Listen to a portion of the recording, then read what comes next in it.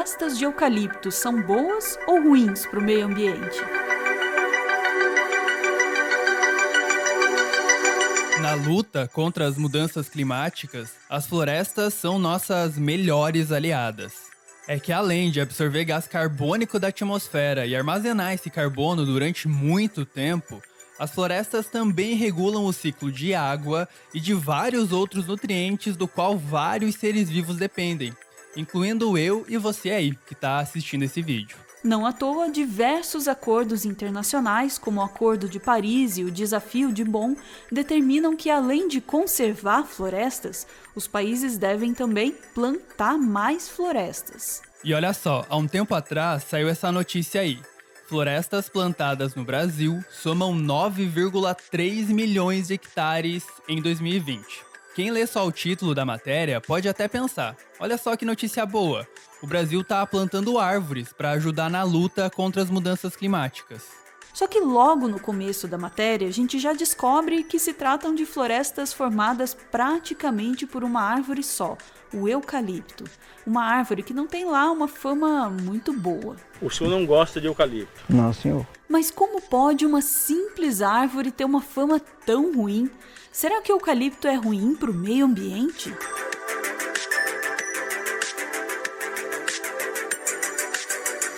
O eucalipto é, na verdade, um nome comum, dado a cerca de 800 espécies de árvores do gênero Eucalyptus. A grande maioria das espécies de eucalipto é nativa da Austrália, com algumas poucas espécies também sendo nativas de ilhas próximas, como Nova Guiné, Filipinas e Timor. Os eucaliptos evoluíram num ambiente bastante quente e relativamente seco. Por isso, eles são bem adaptados a esse tipo de clima. Mas a marca registrada dos eucaliptos é a adaptação deles ao fogo. Pelo menos 95% das espécies de eucalipto têm adaptações que permitem que eles sobrevivam a incêndios florestais.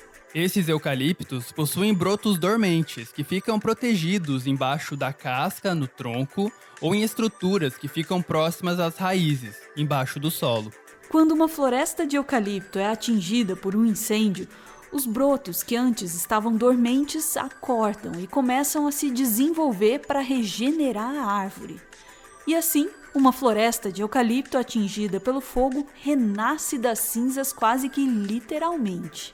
As folhas dos eucaliptos também produzem óleos com um cheiro bem característico, que tem a função primária de afastar insetos e outros animais herbívoros. Só que alguns desses óleos são também bastante inflamáveis, o que facilita a propagação de incêndios numa floresta que tem eucalipto. Todas essas adaptações acabam sendo úteis não só contra incêndios, mas também contra a seca, contra ataques de insetos, contra geadas e na competição com outras espécies por água e nutrientes do solo. E é por isso que os eucaliptos se dão bem em quase todos os lugares do mundo. E é por isso que os eucaliptos já foram plantados em quase todos os lugares do mundo.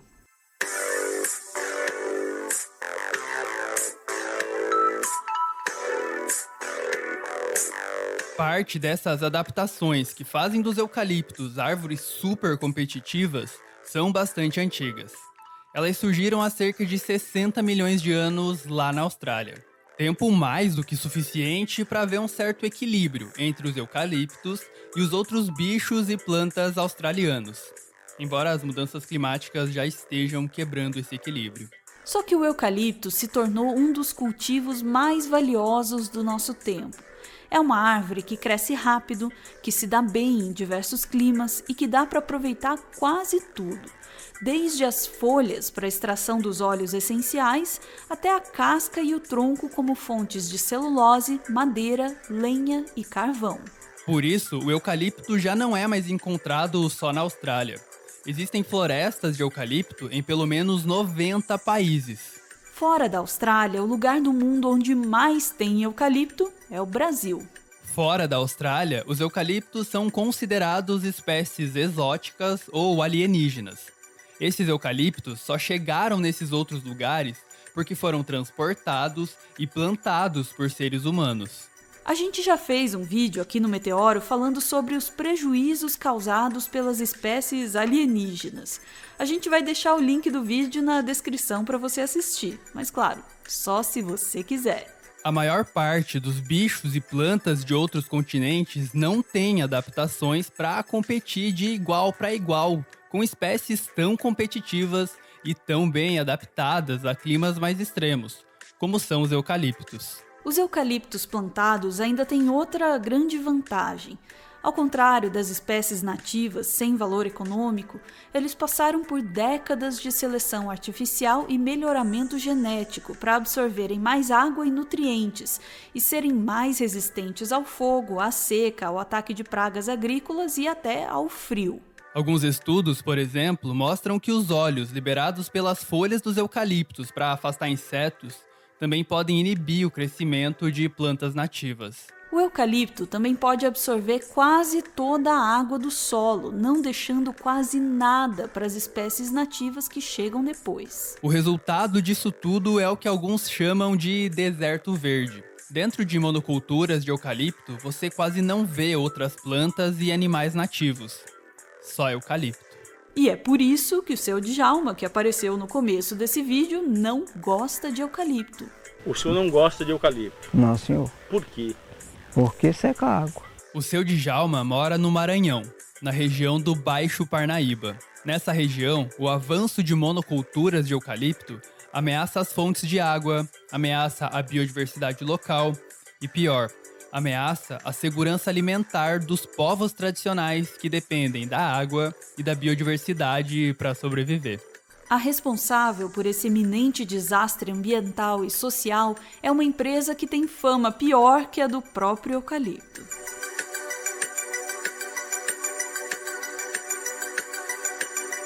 A Suzano é a maior produtora de celulose de eucalipto do mundo. No Brasil, a empresa mantém mais de 2 milhões de hectares de florestas de eucaliptos plantadas. E a tendência é que esse número seja cada vez maior. Como toda empresa que explora algum tipo de recurso natural, a Suzano tenta passar uma imagem de amiga do meio ambiente. Mas ela parece ser mais do que isso. Ela parece ser bem amiga do ex-ministro do Meio Ambiente, Ricardo Salles. Nada surpreendente, já que ambos gostam de derrubar árvores. Quando ainda era secretário do Meio Ambiente do Geraldo Alckmin, Salles foi investigado e depois condenado por fraude ambiental.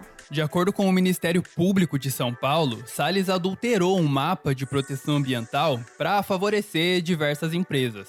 Dentre essas empresas estava a Suzano Papel e Celulose. E só para constar, o Jorge Pfeffer, que é um dos donos da Suzano, financiou movimentos bolsonaristas. Tá aquele no cantinho, ó. Inclusive, esse mesmo dono da Suzano é citado pela Carla Zambelli como sendo um grande amigo. É ele que aparece aí nessa foto com ela. Bom, acho que já deu para entender que a Suzano e seus donos têm relações e atos, no mínimo, questionáveis. Questionáveis também são as informações que a empresa apresentava num blog, em posts escritos há alguns anos. Nesse post, escrito em 2012, a Suzano diz que essa ideia de que eucaliptos secam fontes de água não passa de um mito. E ainda tem a audácia de jogar a responsabilidade em você. Sim, você mesmo. Você tem feito a sua parte para reduzir o consumo de água em casa, para sobrar mais para o agronegócio desperdiçar? Hein? Num outro post, a Suzano diz que é possível encontrar diversas espécies de plantas e animais em meio a florestas de eucalipto. Em outro post é dito até que plantações de eucalipto podem ajudar a recuperar áreas devastadas. A verdade é que tudo isso é verdade, mas não desse jeito que a Suzano quer que você acredite.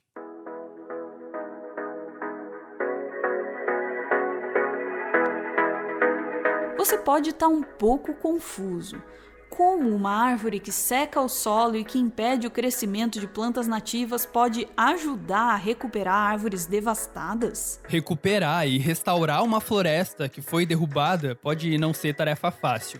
Em alguns casos, basta você acompanhar a regeneração natural e espontânea da floresta. Mas, em outros casos, a degradação da área, e em especial do solo, foi tão grande que a floresta já não consegue se recuperar sozinha. Nesses casos, a restauração precisa ser ativa, ou seja, é preciso ir lá e colocar a mão na massa, na terra, para replantar as espécies de plantas e atrair os animais necessários até a floresta conseguir pegar no tranco por conta própria. Essa restauração ativa é mais difícil e pode ser bem mais cara. O que os cientistas começaram a notar é que muitos animais e plantas nativas eram encontradas em algumas plantações de eucaliptos abandonadas. Aí um grupo de cientistas teve a ideia de testar a hipótese de que o eucalipto pode ser útil em projetos de restauração de florestas. Esse estudo foi publicado em 2020 e foi liderado por um brasileiro. Ao contrário do que se poderia imaginar,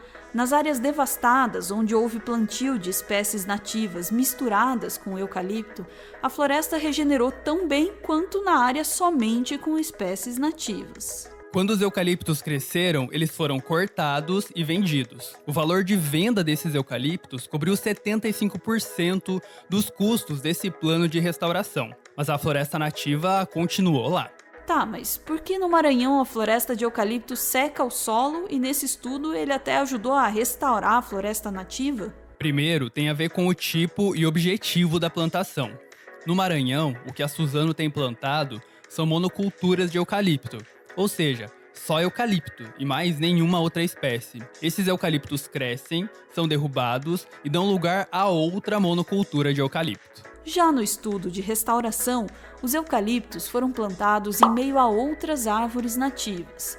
Depois que os eucaliptos cresceram, ao invés de derrubarem tudo para plantar outra monocultura, a floresta de árvores nativas continuou lá. Segundo, tem a ver com as condições locais, que são diferentes. Esse estudo de restauração com eucaliptos foi feito no Espírito Santo e na Bahia, em regiões onde o solo não costuma sofrer com a falta de água. As espécies nativas só conseguiram crescer em meio ao eucalipto porque tinha água para todo mundo, algo que não ocorre em regiões mais áridas do Maranhão. E terceiro, o histórico de vegetação no local também é importante. Nesse estudo de restauração com eucaliptos, foi feito um reflorestamento, ou seja, foi plantada uma floresta num local que naturalmente deveria ser mesmo uma floresta. Já as monoculturas de eucalipto muitas vezes são plantadas em áreas onde naturalmente não deveria ter floresta.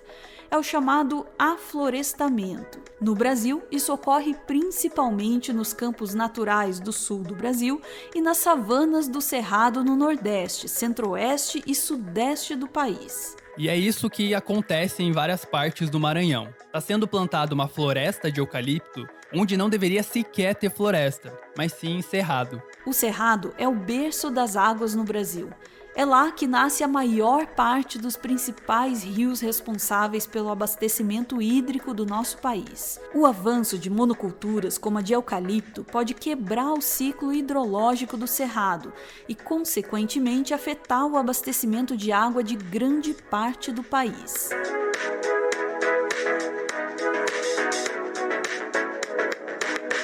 Combater as mudanças climáticas vai ser uma tarefa difícil. Combater as mudanças climáticas e a desigualdade social ao mesmo tempo, então, nem se fala. Mas já dá para pensar em alguns caminhos para isso. Em situações bastante específicas, o eucalipto pode sim ser útil para restaurar uma área devastada, ao mesmo tempo em que impulsiona a economia local.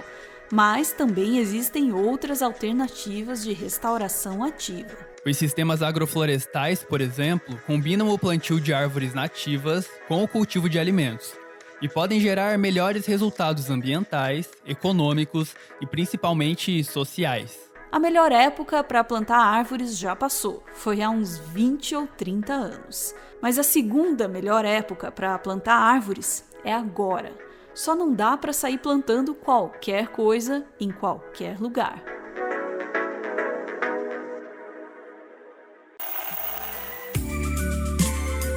Esse aí é o Everton. Ele é mestre em Biologia Evolutiva e ele faz um doutorado em Ecologia na Universidade Federal do Paraná.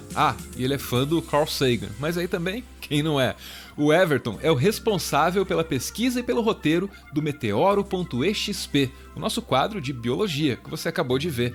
E o Everton também tá lá no Twitter com mais conteúdo sobre biologia, geralmente agregado na hashtag BiothreadBR, que tá aparecendo aí na tela. Eu ouvi dizer que o Everton fica feliz compartilhando um pouco do que ele conhece com vocês. Então, vocês podem colar lá no Twitter, se vocês quiserem.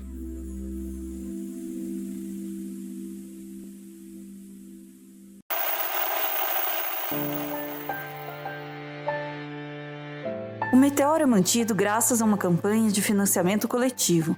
Quem participa aparece aqui no finalzinho para receber o nosso agradecimento. Hoje, a gente vê o João, que manda para Giovana a mensagem que segue. Meu amor, quero reservar este espaço para agradecer o amor e o carinho que todo dia você reserva para mim. Você me faz querer ser uma pessoa melhor e nos esforçar por nós. É difícil expressar tudo o que sinto por você apenas em palavras, mas espero que goste do gesto e quero que nossa história juntos se expanda cada vez mais. Que nosso amor dure o máximo até os fins dos tempos. Te amo. Valeu, gente. Beijo.